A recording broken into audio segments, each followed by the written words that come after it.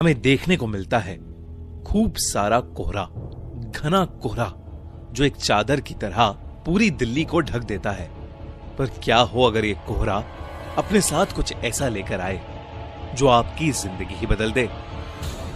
आज की कहानी है याविन और उसके दोस्तों की। याविन और उसके दोस्त दिल्ली के बढ़ते पोल्यूशन से परेशान हो गए थे और कुछ समय के लिए दिल्ली से बाहर जाना चाहते थे। उन सभी ने मिलकर हिमाचल जाने का प्लान बनाया। 3 दिन बाद ही उन्होंने कैब हायर की और सुबह 4 बजे अपनी ट्रिप के लिए निकल गए। याविन और उसके दोस्तों को लेने आया ड्राइवर बहुत ही हंसमुख और खुश मिजाज था। कुछ ही समय में उस ड्राइवर की दोस्ती सभी से हो गई थी। उन लोगों को घर से निकले हुए करीब 4 घंटे हो चुके थे। सुबह के 8 बज रहे थे। आसमान में अब भी अंधेरा छाया हुआ था।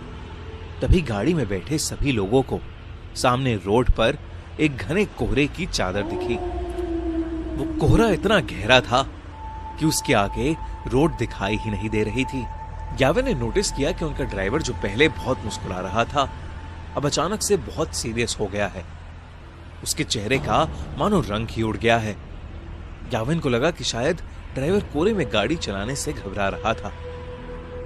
याविन ने ड्राइवर के कंधे पर हाथ रखा और उससे कहा, भैया टेंशन मत लो, धीमी स्पीड पर गाड़ी कोहरे से निकाल लेना। तभी उस ड्राइवर ने याविन को देखा और सहमी हुई आवाज में कहा, मेरी आपसे विनती है, कोहरे से निकलते वक्त प्लीज गाड़ी की खिड़की बंद ही रखना, भूल कर भी मत खोलना। ड्राइवर इतना डरा हुआ था कि याविन और उसके दोस्तों की हंसी छूट गई।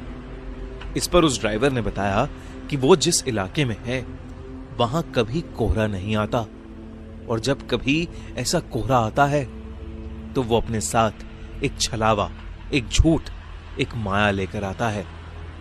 याविन और उसके दोस्तों को ड्राइवर की बात पर विश्वास नहीं हुआ। उन्होंने उसकी बात को अंधविश्वास बोलकर नकार दिया और देखते ही देखते उनकी गाड़ी कोहरे के अंदर चली गई। कोहरे की चादर उनकी उम्मीद से काफी बड़ी थी। ड्राइवर धीरे धीरे गाड़ी आगे चला तो रहा था पर किसी को आगे का कुछ भी नहीं दिख रहा था। अचानक ही गाड़ी में बैठी रिया को अजीब सी बेचैनी होने लगी। उसे बिल्कुल सांस ही नहीं आ रही थी। वो ड्राइवर की बात को भूल गई और उसने गाड़ी का शीशा खोल दिया और अपनी गर्दन गाड़ी के शीशे से थोड़ी बाहर निकाल ली। खिड़की खोलते ही रिया को वापस सांस आई, लेकिन वो कोहरा अब गाड़ी के अंदर आ चुका था। कुछ ही सेकंड्स बाद जैसे ही रिया ने गाड़ी के अंदर देखा तो उसके होश ही उड़ गए।